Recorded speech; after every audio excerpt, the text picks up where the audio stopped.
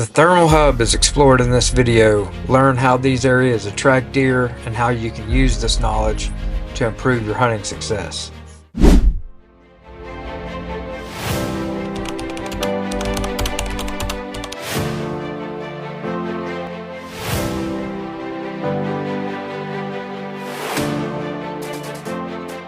What are thermal hubs? A thermal hub is a location where multiple ridges or drainages meet. The hub is where creek bottoms or drainages split, which create a natural funnel where local bucks and bucks traveling long range during the rut are forced to cross due to terrain. So how do you identify thermal hubs in your hunting area? First thing we want to do is zoom out on a topo map such as this one from CalTopo. Find drainages that make a Y and then measure the width of the hub, and I like hubs that are approximately 75 to 100 yards. These are ideal in my opinion, and we'll talk more about why in just a little bit. So why are thermal hubs important for deer?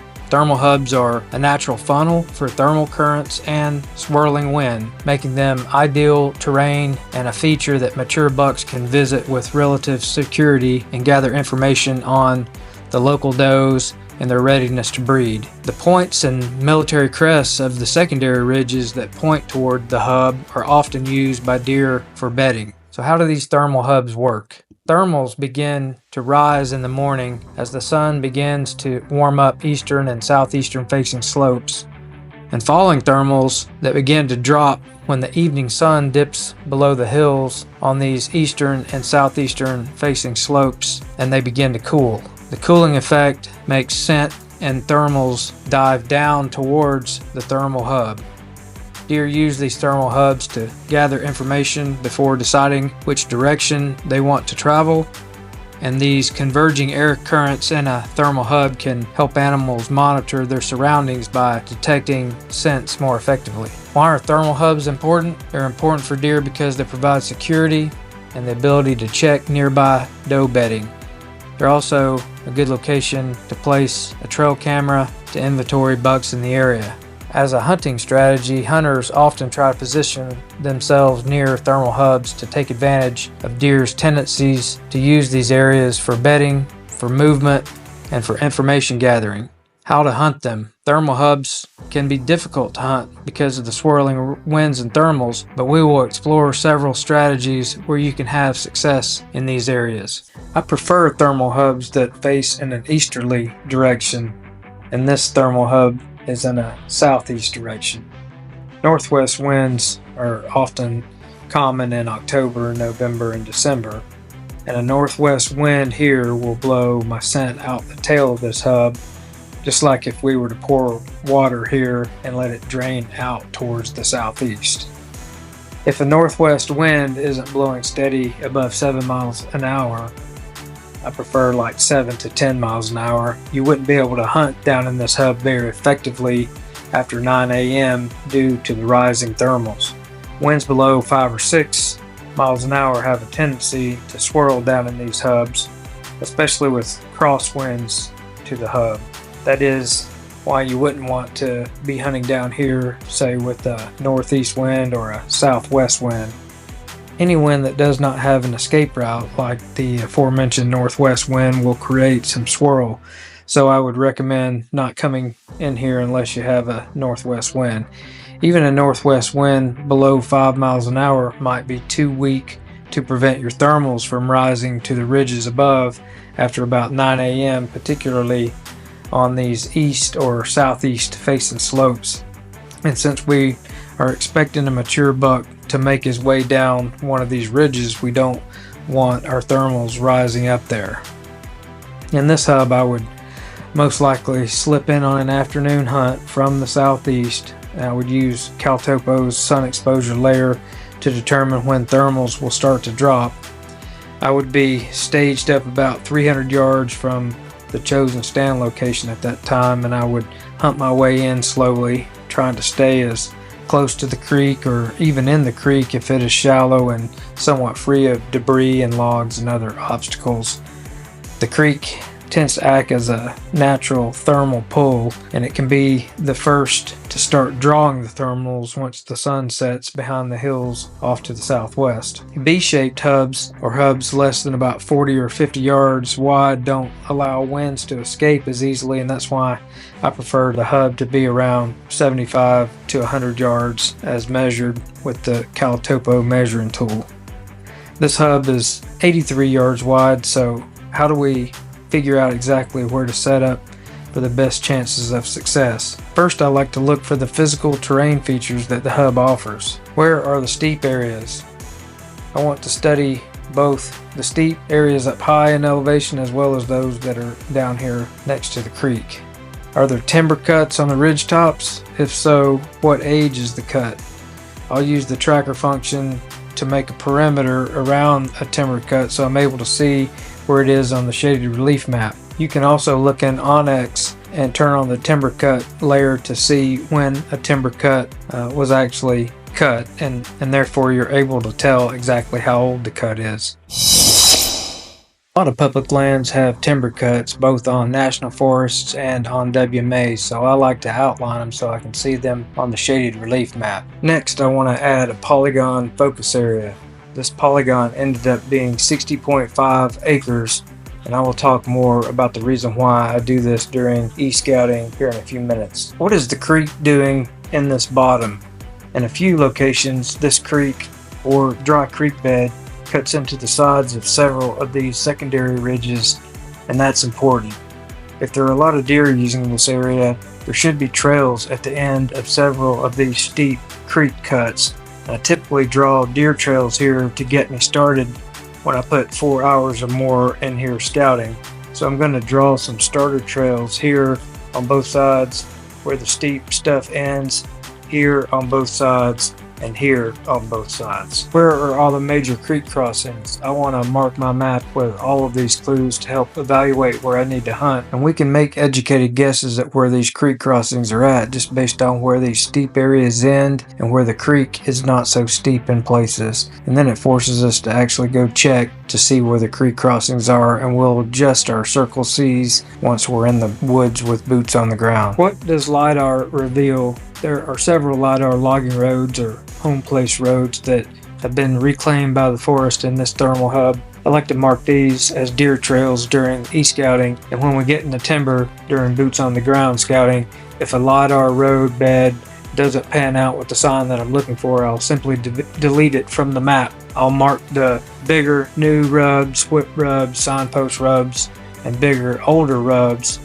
Trails with those rubs really matter, and I like to keep those on the map to help put all of the puzzle pieces together. Where are the scrapes? Scrapes are usually found on the tops of the ridges or just below the top. I may consider hunting up there on a morning when I can find a bunch of terrain features where I feel like I can get in there and remain undetected. But let's first talk about where we can hunt down low, and specifically when, because you'll find that the perfect conditions are hard to come by some years, and we may be only able to hunt down here less than 5 times in a season. In thermal hubs that are used by deer year after year, there will usually be one big generational scrape that has been used year after year down in the bottom. It is usually on one of those flat spots near the bottom of this middle secondary ridge. We can reliably predict where the hub scrape will be by putting a few circle S's in these flatter areas where all the trails converge near the best creek crossings. Oftentimes I find myself searching for the hub scrape for more than 30 minutes or more, but if you're finding a lot of crossings, trails, tracks, droppings, rubs, it is usually somewhere in a 50 to 70 yard radius, and oftentimes it's under the leaves, but a big licking branch or two should be the dead giveaway. Now that we made educated guesses using LiDAR and shaded relief maps, I want to go back and talk about this focus area and why this is an important step to learn this hub, or any thermal hub for that matter. The terrain features up high along the edges of our 60.5 acre focus area should hold good sign, and hopefully the right sign, so all of our puzzle pieces can then line up or not. And honestly, I don't waste my time unless there's enough good sign or 2 or 3 years worth of old sign That's what I'm really looking for, and you can be successful down here if you follow this strategy. There's plenty of great thermal hubs out there on public land and hill country, and they are not terribly hard to find. Some of them are diamonds and produce year after year. Where and how big should the focus area be?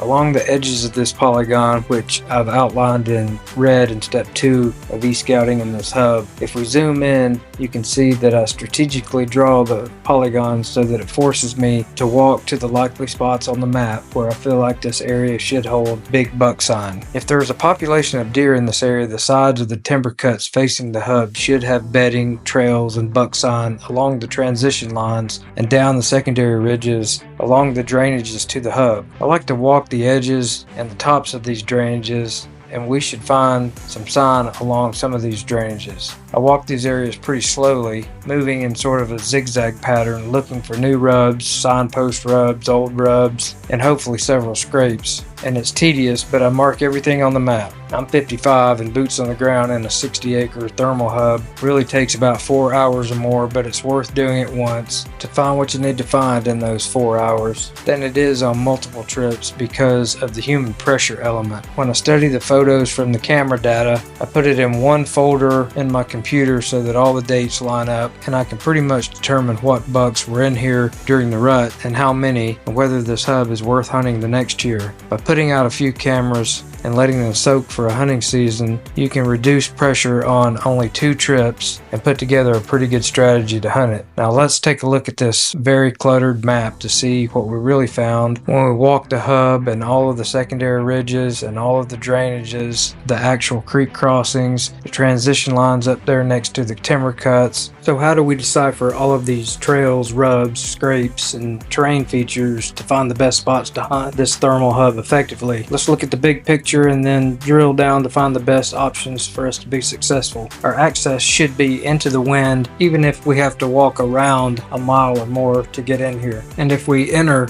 here to the southeast through a 4-acre soybean field, and once we enter the timber, you can almost immediately see that there are some favorable terrain features where deer are going to use to climb up these secondary ridges or cross the creek and climb up the secondary ridge to the west, or walk along the edges of this steep stuff down through this bottom and up towards the thermal hub. What I've done in this map is I've eliminated the trails, mainly doe trails with no rubs on them. This would be one of the trails that would concern me if it did have rubs on it, but we didn't find anything but a real small rub, and I didn't even put it on the map. But we expect our bucks to leave the field and climb and make their way up these secondary ridges on either side. That's really wind dependent. Our access would be along the creek with a northwest wind. We'd be walking into the northwest wind. We could also use a north-northwest wind, and I'll talk more about that here in a few minutes. This was one of the discoveries we made while we were in here scouting. I've placed new rubs or brown. These older rubs are in blue. I even have a couple of rubs in red. There's one here, and then there's a rub down here, and these were little whip rubs. And a whip rub is just a small tree or a sapling that's about thumb sized or bigger, and if it's been torn all to pieces and broken, then I definitely want to know about those, because that means there's a buck with a heavy set of antlers that is able to break a small tree in half. So we'll zoom in on our access route. I like to dive down into the creek wherever I can find the end of this red area and this red area. There's usually a deer crossing here as well, but I want to try to get in the creek if I can, especially if there's not a lot of clutter and litter and debris in the creek. And then I've picked out 2 stand sites here, and we'll talk more about those in a few minutes. All of these yellow markers, these are blowdowns that we put on the map, because blowdowns really help you not only find some deer beds, but where the trails are and where the deer can't walk. These pink trails are the doe trails, and then the brown trails are the ones of significance. And pretty much everywhere we found LiDAR, we did find, a deer trail. We also found trails on the edges of these timber cuts. This is a 6.7 acre timber cut, and this is a 12.2 2 acre timber cut as measured by Caltopo. Found bedding up here. I would suspect this would be bedding for a west wind or a southwest wind, or maybe even a northwest wind, with the deer being able to smell back up here above him on the lee side. There's also bedding over here for a northeast wind where there's access to a pond, and I like to put these ponds on the map when I can, and you can see it's kind of covered up by the labeling here, but there's a little indention. When I see indentions on LiDAR, I always try to go check them out. This was very thick timber cut, so it took me a minute to get back in here, but the deer are using it, particularly in dry years, or if this creek was a dry creek bed and only filled up with rainwater as it washed out. As expected, there was trails around the edges of these timber cuts. There's a scrape up on this secondary ridge. These LiDAR images here did result in some deer using them. If we zoom back out, I talked about this focus area, and I like to walk the edges of the timber cut, and then I'll go up and around the tops of these ditches in this little micro hub here crossed over. I like to walk the edges of all these ditches and then the edges of the steep stuff. So we came down here, walked this edge, didn't find a whole lot. Came over here, the edge of this steep over here, back across and around the top of this little steep area, and generally I'll find a deer trail right up the spine of these secondary ridges. Those are doe trails for the most part, but I like to walk the steeper edges to try to find where the big buck sign is at. We get over here on top of the main middle ridge to our thermal hub. We found some old rubs up here. I really like this little gap between these two drainages right here. This might set up well for a morning hunt with either a northeast wind blowing your scent down in here and your thermals sucking down until the sun from the southeast warms up this slope, and then your thermals will begin to rise. And normally I don't worry too much about thermals when I'm up here on top. This little gap sets up nice for a morning hunt. There's a buck bed over here underneath a blowdown on the edge of this steep drainage, and this buck can really bed here with a northeast wind, a northwest wind, or any north wind for that matter. There's a scrape right on this military crest as it drops down, but it seems like the buck, if he leaves the scrape, he immediately gravitates back down towards this more steeper stuff, and then he drops down in here to the main hub scrape. As expected, there was a trail on top of this steep area along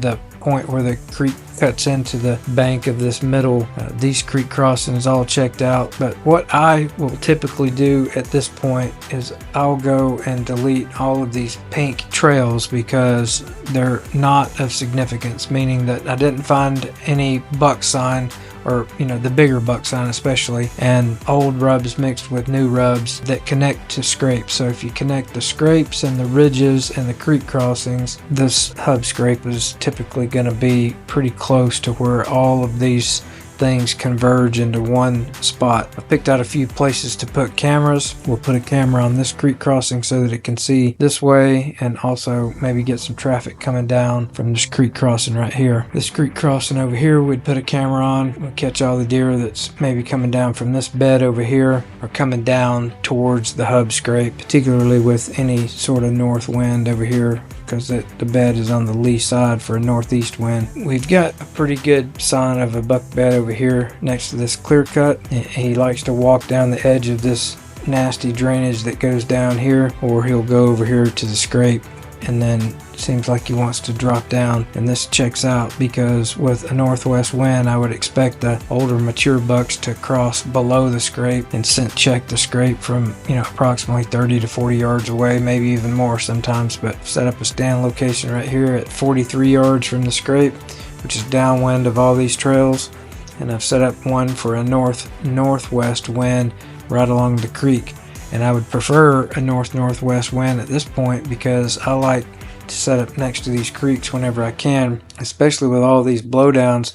Looked like a tornado or something came through here because there was a number of big blowdowns in here. I actually didn't mark all of them on the map, but I just marked some of them to kind of guide me into where I wanted to potentially set up some stands. This stand site's 65 yards. Now that may be a little bit too far for some with bow, but I want to at least eliminate the buck from coming down this way and potentially busting me if I get too close. I'll move over here after I've probably thrown a hunt or two at this one, especially if I see the buck crossing up here. I'm going to try to get a little bit closer. I shot this buck in 2023 in a thermal hub that looked nearly identical to this one. There is public land that looks identical to the land we're looking at here. It's 200,000 acres and it's loaded with thermal hubs just like the one we're studying here. And it's only about 10 to 15 miles west of here. And lastly, we need to look at when the thermals drop so we can start making our way in here without alerting any deer and allow these thermals to suck down into this creek. Here we've selected sun exposure in Cal Topo for October at 5 p.m. You can see that the thermals are starting to gather in this creek as indicated by the purple areas. At 5 p.m. we start moving our way up the creek, and by 5:30 p.m. we should be in our stand. If we're doing this in late October, we're still going to have a couple of hours to hunt. Just keep in mind that after daylight savings time, when the clock shifts to November, it's going to be getting dark around 5:30 p.m. So we're going to need to come in here a little bit earlier because the thermals will be dropping 1 hour earlier than they are now. About 6 p.m. you have a full thermal pull effect going on, and during the pre-rut in late October, that's when a lot of these bucks will come down to check these hub scrapes to see if any does are coming into estrus. And then during the rut, when bucks are traveling long distances and crossing over this hub in search of does. And the last thing I like to do here is I delete my focus area. I delete the labels from some of the things like blowdowns. I delete some of the creek crossings and all of the insignificant doe trails so that only the buck trails remain, and we have a really good picture of what's going on in this thermal hub. So if you like this kind of content, please leave me a comment below and let me know what kind of videos you'd like to see me make in the future using these type of techniques. And I hope you have a good hunting season.